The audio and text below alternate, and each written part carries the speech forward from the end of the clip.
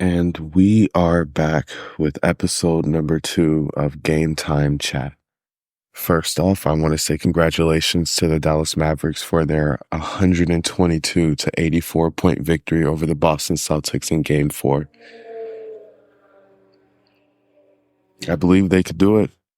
I really did. And I have to first start off by applauding Luka for his ability to remain composed, because I do not think I saw him turn and argue with the referees once in that entire game. They called a foul on him. He raised his hand and he smiled, I even think. He played great. Defensively, of course, we know it's not perfect, but there seemed to be a different type of energy on defense from him and that entire roster. And it's going to be hard for the team not to follow when he's leading off with that type of example. 122 to 84. And I mean, we know they pulled their starters for the fourth quarter, but even by the end of the third, the Mavs were up 32 points. And that's really coming from Luka's 29 points and Kyrie Irving's 21 points. They both played exceptionally well. Luka, he shot 46% from the field. Didn't have too many free throw attempts, but 5 for 7 sure beats the hell out of his poor free throw attempts. Or not free throw attempts, I should say, but his poor free throw shooting from before. He didn't hit one three-pointer. He was 0 for 8. But with that being said, imagine if he did hit those and he still scored 29 points. That's impressive. Kyrie Irving, he did his thing, but still, similar to Luka, poor three-point shooting. I'll tell you who had some good three-point shooting, though. A couple of names here. One, Derek Lively. He pulled up from the corner three early in the first quarter, and that got me out of my seat, and it went in. And then in garbage time, and I know it came in garbage time, but Tim Hardaway Jr., he lit it up. 5 for 7 from 3. And that was the shooting that I believed he could have been contributing the entire series, which is why I wanted him to get some playing time. But of course, in Game 3, he did nothing with the time he got. They withheld him, which makes sense. Gave Dante Exum and Josh Green more time. And those guys both played pretty well, I would say. Overall, tip my hat off to those Dallas Mavericks for playing the way they did, for staying in the fight. And now they go back to Boston for Game 5, where they look to recreate just what they did in Game 4. And I believe they can do it because I think Boston is shook. Jason Tatum, 4 for 10, with one for 4 from 3. And Jaylen Brown went 3 for 12, and he was 1 for 5 from the three-point line. Without those two guys, Boston, I don't expect them to play like this in Game 5, but it's their game to lose. And they were close to losing in Game 3 for a certain point, or for a certain amount of time. And in Game 2, Dallas had a chance. All in all, I think Dallas can get this done. And that brings me to my next point. I need to address something I said in episode 1 where I had mentioned in the NBA Finals, teams who have been down 3-0 are 0-156. I misspoke. It is in the playoffs in general. That's what I meant. In the playoffs in general, teams that are down 3-0 are 0-156. So Dallas can do what no one else has ever done. All in all, that is true. They still can do what no one else has ever done. It started with Friday night, with doing what they did, and now they have a game Monday night. Again, they have to take it game by game. We can't look at it, I say we, like I'm a fan of them, but we can't take it. We can't look at it like it's 4 games. You're not going to get it all in one night. It's a game at a time. So they took care of business right there on Friday. Now they fly back out to Boston on Monday to take them on again, and hopefully they can get the dub there. Do I believe they will win? Yes. Do I think it'll be by 30 plus points again? No. That I do not think. But I do believe that Luka, if he can continue to give that effort, because that's just what they need from him is effort defensively. Kyrie continue to give effort defensively. Everybody else will then fall in place. You have the big men, Gafford and Derek Lively. Those guys, they're playing well, and we won't ignore the fact that Kristaps Porzingis is out. Now they might try to have him play, game 5, but I don't think he'll be as effective as he was in those first 10, 15 minutes of game 1. Just his presence being out there does change things. Of course, you have to look out for that, but I do not believe that he'll be able to play the same as he did in game 1. That will be something to look out for. And then another notable mention from the Boston Celtics, Sam Hauser, that guy. He's been pretty consistent the entire series. He went 4 for 6 from the 3-point line. He plays pretty well. But in this game here, Dallas shot the ball better from the field. They shot the ball better from the 3-point line. They definitely won the rebound battle, but they've done that through a few games of this series. So we can't even say that that's an outlier as far as why they won. They typically do win the rebound battle, but they had less turnovers. Turnovers equal points. And both Kyrie and Luka, who are the main ball handlers, both had 1 turnover apiece.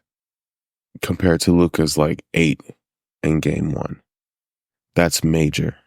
That goes from 16 points to just 2 points, maybe. And now we're talking about less arguing with the referees and just getting back on defense, in a sense, taking accountability. I think that made all the difference in game 4. There was a report that went out that, they were begging Luka to stop arguing with the referees. I'd say it worked. Clearly he didn't go to the line a bunch of times, so it's not going to say that he just magically got a bunch of calls, but the difference was he was back on defense. That allows everyone else to do their job just a little bit easier with him being back there and it being 5-on-5 instead of 4-on-5.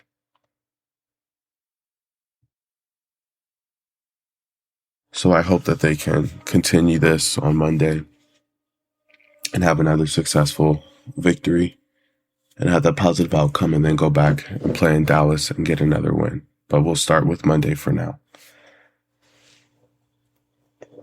In other news, for what it's worth, the Pistons hired veteran assistant coach Fred Vinson. He'll be joining Monty Williams there. And he's spent a bit over a decade in New Orleans, where he's helped some of those guys pick up their shooting ability. And I know the Pistons are hoping that he does that for them as well. So welcome to the team, Fred. And regarding football, the Ravens, a strong rival of the Steelers here. I don't want to say they're in the news because this gentleman, Tony Jefferson, he's played with a couple of teams throughout his career in the NFL. But he is a safety who was coming out of retirement and signed with the Chargers. Yeah, Jefferson, he's signing with the Los Angeles Chargers, coming out of retirement. And it's a little strange, only because his last few years in the NFL, unfortunately, were riddled with injury, and he didn't play much. I would say he had his best years earlier in his career, which probably isn't very shocking for, an NFL player, really physical sport. What I do find strange is that the Chargers have signed a few Ravens, going into this next year. So you have him, running backs, Gus Edwards and J.K. Dobbins, tight end Hayden Hurst and Bradley Bozeman and Ben Mason. And now we add Tony Jefferson on to that list. Quite a pipeline there. And then probably due to the new GM having some, relationship with the organization there in the past. But I say all that to say, congratulations to another player, continuing to do what he loves, I imagine, and getting another chance. We'll see if he can make it past training camp and the preseason and make that 53-man roster. Of course, nothing is guaranteed, but that's good for him. And then, of course, pivoting, I can't wait to see what reports come out after the weekend with these visits with JJ Redick and the Lakers. I don't know, and really what I wonder is if the Lakers organization planned the interview for this weekend expecting the final series to be over on Friday. That is what I wonder. If that were the case, boy, were they sadly mistaken. But Dan Hurley, I think he did the Lakers organization a favor by not taking that money and remaining there with UConn. I've seen online a lot of mixed reviews about JJ Redick and him potentially being the coach for the Lakers pursuing him overall. And it's just another reminder that, one, you shouldn't pay attention to the internet. I don't know how those guys do it. I imagine they don't look too much into it, or of course they're used to it. He's been in this world for quite some time. But I stand by what I said. I do think he can be a great acquisition for the Lakers organization and the team. I think he has the potential to be a great head coach, despite not having any coaching experience. His basketball IQ is great. He knows the game, obviously. And I'd say for once, I'm not too up in arms about a guy potentially getting a job that, over somebody else that might be qualified. I saw some people throw out a couple of names like Van Gundy and Mark Jackson, but I don't think those guys would be the right fit for this Lakers team either. I don't. Despite their successes in other areas, I wholeheartedly believe JJ Redick could do a great job there in LA. And it would be exciting to see him on the sideline with that clipboard coaching those guys through the next season. LeBron's voice, I'm sure, will play a role. I don't know how LeBron would feel about him being his head coach, seeing as how they seemingly are friends. They do have a podcast together. But at the same time, I think if, they're both mature enough, which I do believe they are, those two grown men, I think they can understand how to work alongside one another as well. JJ wouldn't be his boss, he'd be his coach. And LeBron is smart enough and mature enough to understand the difference, and I think also understand having boundaries and allowing JJ to do his job, and that would be to coach the Los Angeles Lakers. But JJ would also be a fool to not take into consideration what LeBron would say at times. So as long as they can kind of put their egos aside quite a bit, I think it could be a great thing for now and for the future, and to prove a lot of people wrong as far as those people who have been saying negative things about JJ Redick and being a coach and not having any coaching experience. Whether you're an assistant coach, you're a head coach, you're a position coach, that's something else he could. People always ridicule coaches when they come out of college and go to the pros, whether it be, in the NFL or the NBA, with them not having that level of coaching experience. There's always ridicule that comes with that. In this case, people really, like the idea of Dan Hurley because of the success he had at UConn, winning 2 back-to-back national championships. And that's nothing to just, frown at. That's major. But, and there's always a but, it's not in the NBA. I imagine coaching collegiately versus professionals are completely different. At one, you're worrying about guys making it to class, turning in assignments, versus the other, you're not worrying about that at all. But you do have to deal with grown men who have children of their own and families, not kids. Respectfully, of course, So good luck to Dan Hurley and his next season with the Yukon Huskies, and we'll see what the Lakers do. But there are a couple of head coaches who we could say have seen some sense of success and were previously hired with no coaching experience. One to mention would be Mark Jackson, and he put together a really great team there in Golden State. And another, Doc Rivers, championship coach, who of course is still coaching today. And of course there are others, but as far as the notable mentions, I'd want to mention those guys. So maybe JJ Redick will join that list, and maybe he'll be a championship coach one day. If not now with the Lakers, maybe someone else.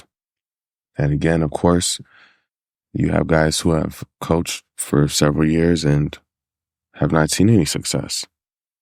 So there's always an argument for either side. But that is all for the podcast today. I look forward to seeing that game 5 on Monday, and we'll report back around that time.